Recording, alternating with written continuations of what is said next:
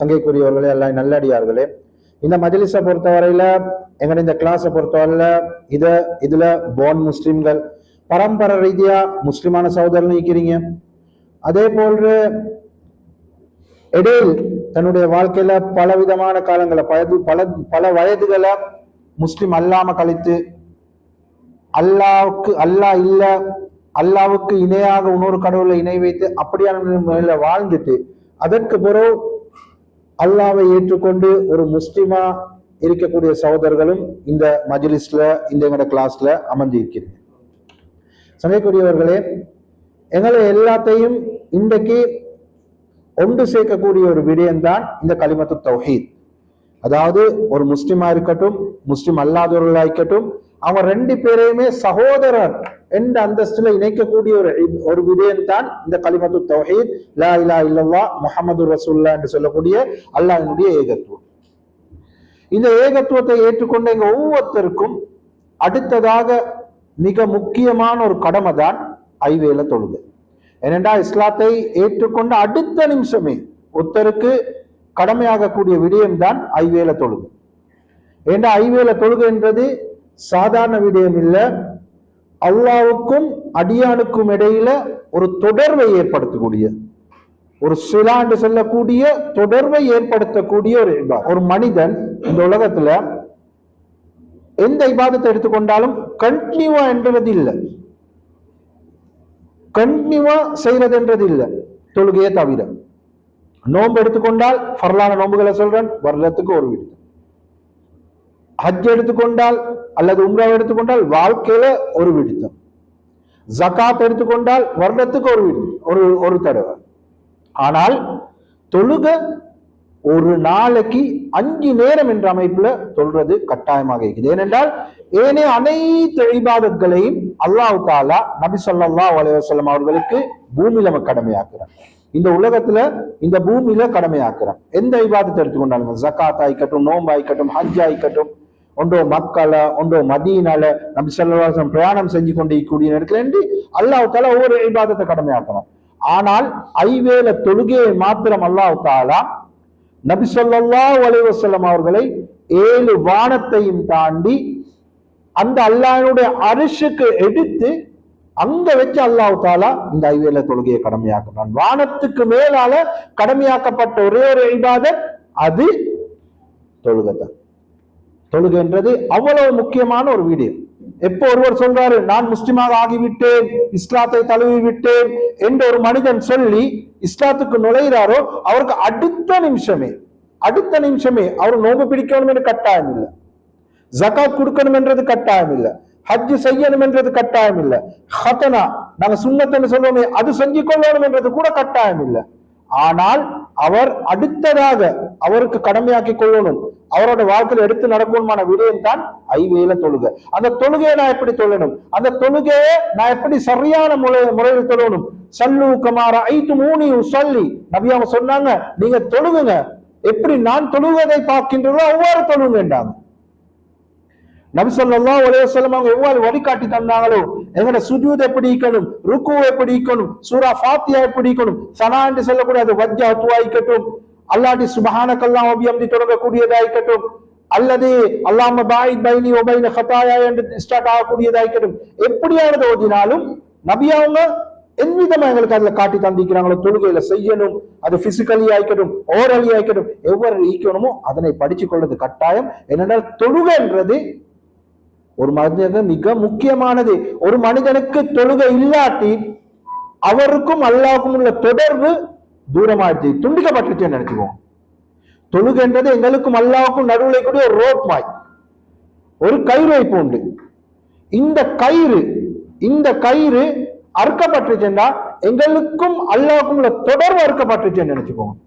இன்னைக்கு எங்கட எத்தனையோ மனுஷன் நினைச்சு கொண்டிருக்கிறாங்க, நாங்க இந்த எங்கட பிசினஸ் ஆல, எங்கட சேர்த்து வைத்த சொத்து செல்வங்களால அல்லது எங்கட பரம்பரையால எங்களுக்கு முன்னேறும்.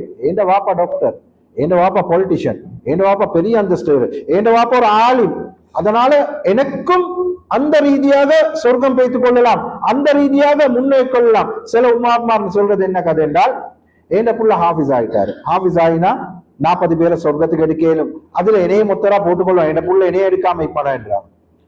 சங்கைக்குரியவர்களே, நாங்க அடுத்தவர்களின் மீது ஊடுதல் பிடிச்சு கொண்டு கூடாது. அடுத்தவங்களின் மூலமா நான் சொர்க்கம் போவேன்னு நினைச்சு கொள்ளக்கூடாது.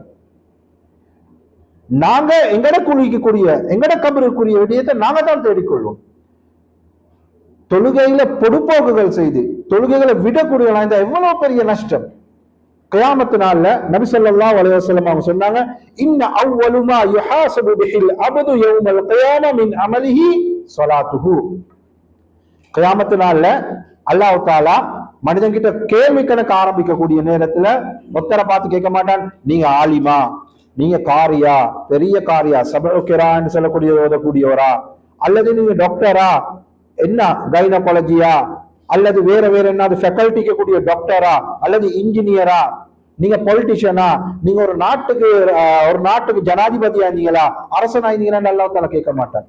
முதலாவது அல்லாஹ் தஆலா அவருடைய அமல்களுடைய விஷயத்தில் கேட்கக்கூடிய முதலாவது கேள்வி ஸலாத்து. தொழுகையுடைய நிலை எப்படி? நீ தொழுந்தியா? தொழுகை சரியான முறையில் தொழுந்தியா? உன்ன தொழுகையுடைய நிலைமை எப்படி என்று தான் அல்லாஹ் தஆலா முதலாவது ஒவ்வொரு மனிதன் கிட்ட அந்த அமலுடைய விடயத்தில் கேள்வி கணக்காக அல்லாஹ் தஆலா ஆரம்பிக்கக்கூடியதாகின்றான். அவங்க சொன்னாங்க, அப்படி அவன் தொழுந்து விட்டால், அந்த தொழுகை சரியாகி விட்டால், தொழுந்து விட்டால் என்று மட்டும் சொல்ல, தொழுகை சரியாக ஆகிவிட்டால் அவன் வெற்றி பெற்று விட்டான், அவன் வினராக ஆகிவிட்டான். அதே நேரத்தில் அவன் தொழுகை மாத்திரம் தொழுந்த தொழுகைகள் அல்லாஹ்வினால் எக்ஸெப்ட் பண்ணப்படாததாக, அதாவது தொலை இல்லைன்றா யோசிங்க, தொழுந்துட்டு எக்ஸெப்ட் பண்ணப்பட இல்லாட்டியா ஏழை அமல்கள் முடிஞ்சிருச்சு. தொழுகை எக்ஸெப்ட் பண்ணப்படல அல்லாஹ்வினால், அவருடைய தொழுகை ஃபசாத் ஆனது. தொழுந்திருக்கிறாரு, ஹதீஸ்ல வருதா இல்லையா? சில மக்கள் தொழுந்திருப்பாங்க வருஷ கணக்கா, அல்லாஹ்வை சந்திக்க போகக்கூடிய நேரத்துல அல்லாஹ் தஆலா அவருடைய தொழுகைய பழைய துணிய சுருட்டி முகத்துல அடிக்கிற மாதிரி அல்லாஹ் தஆலா அடிச்சிருவான். தொழுந்திருப்பாரு இவரு 60 வருஷம் 70 வருஷம் மௌத்தாகும் வரையும் தொழுந்திருப்பாரு. ஆனால் அல்லாஹ்வினால் எக்ஸெப்ட் பண்ணப்படல, கபூல் செய்யப்படல. காரணம் தொழுகையில ருக்கு சரியாயிருந்தா, சுஜூத்ல பிழை, சுஜூத் சரியாயிருந்தாக்க கியாம்ல பிழை, எல்லாம் சரியாயிருந்தா சூரா ஃபாத்திஹாவில அதெல்லாம் சரியாயிருந்தாக்க அவருடைய அத்தஹியாத் தஷஹுத்ல பிழை. இதன் காரணமாக அல்லாஹ் தஆலா அவருடைய தொழுகையை ஏற்றுக்கொள்ளவே இல்லை. தொழுகையை சுருட்டி முகத்தில் அடைப்பான். அதனால தான் நபி அவங்க சொன்னாங்க, அவருடைய தொழுகை அவருடைய தொழுகை சரியாயிடுச்சா அவருடைய ஏனைய அமல்கள் எல்லாம் சரியா, அவர் வெற்றி பெற்றோர் ஆயிட்டாரு. அப்படி அவருடைய தொழுகை ஃபாசிதாகி ஏற்றுக்கொள்ளப்படவில்லை, தொழுகை அவர் தொழுந்தே இல்லை, அவருடைய தொழுகை தொழுந்த காலமும் அல்லாஹ் தஆலா ஏற்றுக்கொள்ளலைன்னாக்க நஷ்டவாளி ஆகிவிடுவார், கைசேதத்துக்குரியவர் ஆகிவிடுவார், நிரந்தரமான நரகத்திற்குரியவராகவும் ஆக வாய்ப்பு இருக்கின்றது. எனவே சங்கைக்குரியவர்களே, தொழுகை என்றது சாதாரண ஒரு விஷயம் இல்லை. இன்றைக்கு எங்க மக்கள் நினைச்சு கொண்டிருக்கிறாங்க, நாங்க தொழாம வாழ்ந்துட்டு போவோம், என்ன செய்ய, எங்களுக்கு அந்த ஆசை வருவது இல்லை. குறைஞ்சது ஃபர்லான 5 நேரம் தொழுகை சரி தொழுகிறதுக்கு டைம் இல்லையா? அல்லாஹ் தஆலா எங்களை படைச்சிக்கிறான், பரிபாலிச்சு கொண்டிருக்கிறான். யாருக்கு செல்லும் இந்த உலகத்துல எங்கட கிளாஸ் அமர்ந்திருக்கிறவங்களாய்க்கட்டும், இல்லாட்டி இந்த வீடியோவை பார்த்து கொண்டிருக்கிறவர்களாய்க்கட்டும், யாருக்கு செல்லும் எனக்கு நான் இத்தனை வயசு வரைக்கும் இந்த உலகத்துல வாழ போறேன்னு யாருக்கு செல்லும்? இன்னும் எத்தனை பேருக்கு செல்லும் இந்த என்னுடைய காலத்துக்கு இன்னொரு ஒருவருக்கு பிறகும் நான் ஹயாத்தோட இப்ப யாருக்கு சொல்லலாம்? யாருக்குமே சொல்ல முடியாது. அல்லாஹ் தஆலா எங்களுக்கு இந்த ஒவ்வொரு நிமிஷத்தையும் தாரதிக்குதே, இது அல்லாஹ் தஆலா எங்களுக்கு தரக்கூடிய நிஅமத், இன்னும் சொல்லக்கூடியதா போடக்கூடிய பிக்சர். இந்த அல்லாஹ்வுடைய அனைத்து நிஅமத்களையும் நாங்க சுருட்டி எடுத்துக்கொண்டு, இதுல ஒரு குரூப், நான் பணக்காரன், நாங்க பெரிய ரோயல் ஃபேமிலி, நாங்க பெரிய அமைப்புல வாழக்கூடிய சொல்றவங்க தொழுகையும் இல்லாட்டி இந்த ரோயல் ஃபேமிலியை வச்சோ, பெரிய பணம் என்றத்தை வச்சோ, அல்லது சொத்து செல்வங்களை வச்சோ, தன்னுடைய பிள்ளைகள் ஹாஃபில், பிள்ளைகள் அங்கினேரம் சொல்றாங்க என்று வச்சோ ஒருவருக்கும் வெற்றி பெற முடியாது. நாங்க ஒவ்வொருத்தரும் நல்ல விலை கொள்ளணும். நாங்க நினைக்கூடாது நாங்க மட்டும்தான் இங்க சுஜூத் செஞ்சு கொண்டிருக்கிறோம், நாங்க மட்டும்தான் அல்லாஹ்வுக்கு சுஜூத் செஞ்சு கொண்டிருக்கிறோமா, நாங்க மட்டும்தான் அல்லாஹ்வுக்கு தொழுகையை கொண்டு கொண்டிருக்கிறோமான்னு கேட்டா இல்ல, நாங்க மட்டும் இல்ல. இந்த உலகத்திலே கூடிய அனைத்து வஸ்துகளும் அது விருப்பமுடனோ விருப்பம் இல்லாமையோ அல்லாஹ்வுக்கு சுஜூத் செஞ்சு கொண்டு தான் இருக்குது. அல்லாஹ்வுக்கு நாங்க சுஜூத் செய்யறதுனால அல்லாஹ்வுடைய சக்தி அதிகரிக்கும், எப்படி ஏனைய மதங்கள்ல சொல்லப்படுவதோ அந்த அந்த மதங்கள்ல அவங்க சில தீ மிதிக்கிறது மூலமாகவோ அல்லது சில பூஜைகள் செய்வது மூலமாகவோ கடவுளுக்கு அவர்களுக்கு இருக்கக்கூடிய பவர்கள் அதிகரிக்கும் என்றமாய் இஸ்லாத்துல நானோ நீங்களோ ஒவ்வொரு முஸ்லிமும் தொழுவதனாலோ தொழுவாதனாலோ அல்லாவுக்கு எந்த ஒரு நஷ்டமும் ஏற்படுறது இல்லை. ஏன்னா அல்லாஹ்வினால் படைக்கப்பட்ட ஒவ்வொரு படைப்பும் அல்லாவுக்கு சுஜூத் செஞ்சு கொண்டு தான் இருக்குது, அல்லாஹ்வை வணங்கி கொண்டு தான் இருக்குது.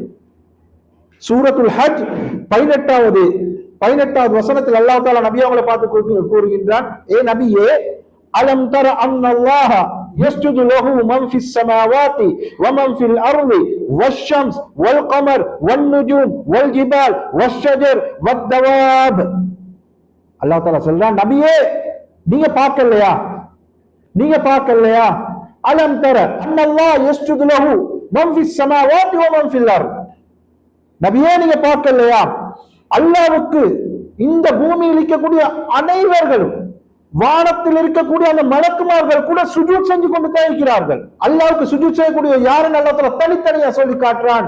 அஷம்ஸ் சூரியன், அல் கமர் சந்திரன், அன்-நுஜூம் நட்சத்திரங்கள் கோள்கள், வல் ஜிபால் மலைகள் மவுண்டன்ஸ்கள், அதே போல வஷ்-ஷஜர் வத்-தவாப் மரம் மட்டைகள் கால்நடைகள் மிருகங்கள், இதுகள் கூட அல்லாஹ்வுக்கு சுஜூத் செஞ்சு கொண்டிருக்கின்றது. வகஸீரும் மினன் நாஸ் வகஸீர் ஹக்க அலைஹில் அஸாப். அல்லாஹ் தஆலா சொல்றான், இன்னும் மனிதர்களில் நல்லவர்கள் மூமினார்களும் அல்லாஹ் தஆலாவுக்கு சுஜூத் செஞ்சு கொண்டிருக்கிறார்கள். வகஸீருன் ஹக்க அலைஹில் அஸாப். அதே போன்று மனிதர்கள் இன்னும் அதிகமான பேர் அவர்களுக்கு அஸாப் பனிஷ்மென்ட் கட்டாயம் என்றிருக்குது. அப்படியான மக்களும் அல்லாஹ்வுக்கு சுஜூத் செஞ்சு கொண்டு தான் இருக்கிறாங்க என்பதாக அல்லாஹ் தஆலா சொல்றான், நபியே நீங்க பார்க்கலையா.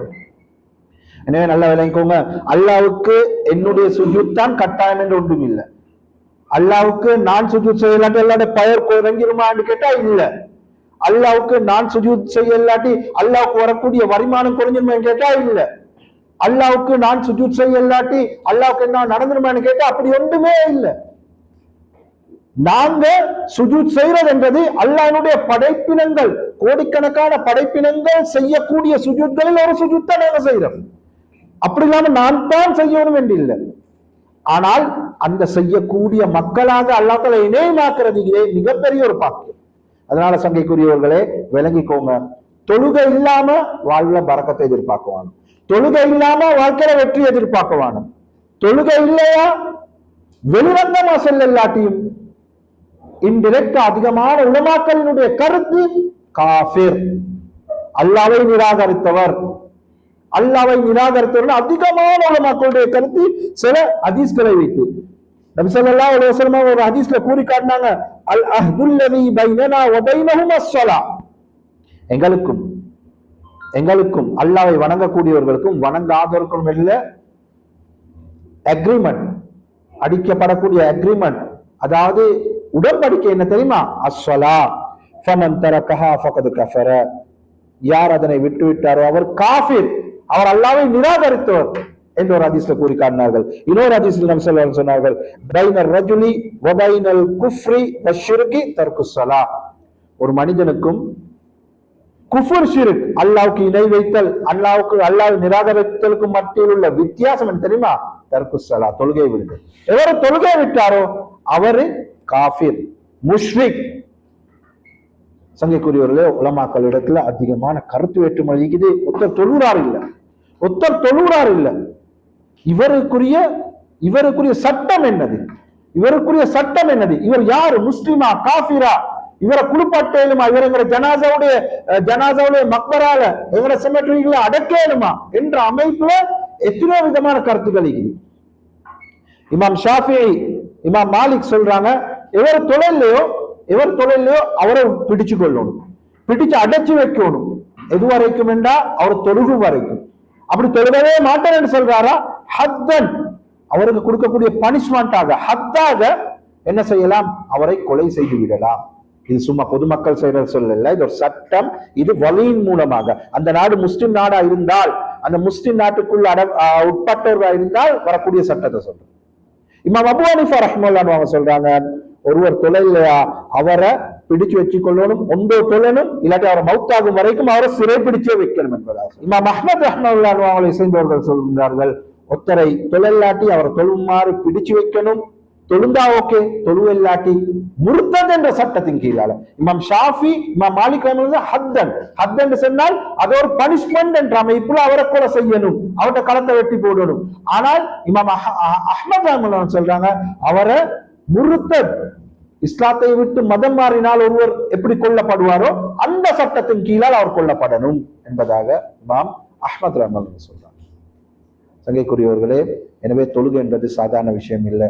தொழுகையை விட்டுட்டு நாங்க வீட்டுல பரக்கத்தை எதிர்பார்க்கிறோம், வீட்டுல சந்தோஷத்தை நிம்மதி எதிர்பார்க்கிறோம் என்றா நல்லா விளங்கிக்கோங்க, எங்க வீட்டுல இது ஒன்றுமே ஏற்படாது. அதுக்கப்புறம் நாங்க எந்த குறிப்பாக்குறவங்க வீட்டுக்கு போனாலும் சரி, எந்த சாத்திரம் பார்க்கிற வீட்டு ஒரே வீட்டுல பிரச்சனை என்னையோ தெரியா, கொஞ்சம் வீட்டுடைய நிலைமையை பார்த்து சொல்லுங்க போனாலும் அது ஹராம். ஆனா போனாலும் பிரயோஜனம் இல்லை. வீட்டுடைய நிலைமையை நீங்க சீர் செய்யறதுக்கு ஃபர்ஸ்ட் வீட்டுல தொழுவே ஆரம்பிக்கணும். பொண்டாட்டி கிட்ட பிள்ளைகிட்ட ஒத்த டைம் வீட்டுல தொழுவே இல்லை, அந்த வீட்டுக்கு எப்படி மலக்குமார் வருவாங்க? அந்த வீட்டுக்கு எப்படி அல்லாஹ்வுடைய ரஹ்மத் இறங்கும்? கியாமத் நாள்ல முதலாவது அமல்கள் கேட்கப்படக்கூடிய அந்த தொழுகே இல்லாத வீட்டுக்கு அல்லாஹ்வுடைய பரக்கத், அல்லாஹ்வுடைய ரஹ்மத், அல்லாஹ்வுடைய சகீனத், நிம்மதி, சந்தோஷமான வாழ்க்கை அந்த வீட்டுல எப்படி எதிர்பார்க்கலாம்? எனவே எங்கள் இருக்கக்கூடிய ஒவ்வொரு ஆண்களும் பொறுப்புதாரிகள். சொல்லுங்க, வீட்டுல தொழுந்தியாமா, நீ தொழுறியா, பிள்ளைய தொழு வச்சியா, கேட்கிறேன் பிள்ளைய கிளாஸ்க்கு அனுப்பிட்டியா, பிள்ளைய கராட்டி கிளாஸ்க்கு அனுப்பினியா, ஸ்விமிங் கிளாஸ் அனுப்பினியா, அது செஞ்சு எது செஞ்சா இங்க இருந்து கணவன்மார் கோல் பண்ணி மனைவிட்ட கேட்கறீங்க. கேட்டீங்களா? புள்ள தொழுவுதா, புள்ள தொழுவுதா? நபி அவங்க சொன்னாங்க 7 வயசுண்டா பிள்ளைக்கு தொழுவுமாறு ஏறுங்க. யாரே வருது? ரோட்ல போறோம் வந்து ஏவுவானா? ஏழை பிள்ளைக்கு நான் ஏவணும். அதைத்தான் நபி அவங்க சொல்றாங்க. உங்களோட பிள்ளைகள் 7 வயது அடைஞ்சிட்டா நீங்க தொழுவுமா ஏவுங்க. அப்படி அவங்க 10 வயசாவின் தொழில ஒவ்வொருமே அவங்களுக்கு அடிங்கன்னு சொன்னாங்க. ஏனென்றா சின்னதுல இருந்து அந்த பழக்கம் வரலாட்டி அவர்களுக்கு பெருசாகினா எப்படியுமே வராது. இல்ல என் புள்ள பாவம், என் புள்ள இப்பதானே சின்ன பச்சை குழந்தை, தூங்கட்டும் விடுங்க, புறைக்கு செய்யலாம். எதுக்கு மேல தூங்க வைக்கிறீங்க? அவங்கள நெருப்பு கங்குகளின் மீது தூங்க வைக்கிறீங்க. நெருப்பு கங்குகளின் மீது பிள்ளையில தூங்க வச்சு கொண்டிருக்கிறீங்க. புள்ளை வந்து நெருப்ப தொலைப்போனா பிடிக்காம ஓடி போய் காப்பாடுவாங்க. எங்களே இதாக்கி சரி, எங்களே நாங்க தியாகம் செஞ்சு சாக்ரிஃபைஸ் பண்ணி நாங்க புரிஞ்சாலும் அதுவா தள்ளிவிட பார்ப்போம். ஆனா அதே புள்ளைய நெருப்பு கங்குகளின் மீது தூங்க வச்சு கொண்டிருக்கிறாங்க. பெற்றோர்கள் யோசிக்கிறாங்க. தலைகளை பெரிய பாறாங்கல்கள் மூலம் சப்பையாக்கப்படக்கூடிய நிலைமையில் அந்த புள்ள தூங்கப்படுவது நான் சொன்ன விஷயம் இல்ல, ஹதீஸ்ல வரக்கூடிய விஷயம். தொழுகைகளை தொழாமல் தூங்கி விட்டவர்களுக்குரிய அதாப் என்னது? மிகப்பெரிய பாறாங்கல்லை கொண்டாந்து அவருடைய தலையின் மீது வீசப்படும்.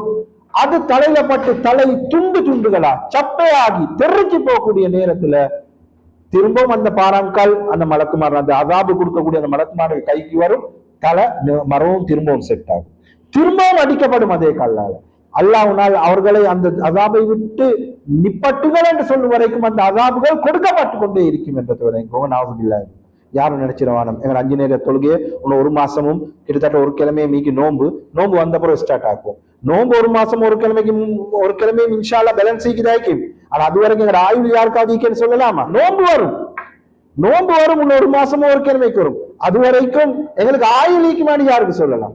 அதனால யாரும் சாதாரணமா நினைக்கிறாங்க. குறைஞ்சது 5 நேரம் சரி அல்லாவுக்காக வேண்டி சுஜூத் செய்யறதுக்கு எங்களையால டைம் ஒதுக்கல்லாட்டி எங்களைய போல அல்லாவுக்கு நன்றி கெட்ட மனிதர், நன்றி கெட்ட படைப்பு இந்த உலகத்துல வேற ஒன்றுமே ஈக்க முடியாதுன்றத விளங்கி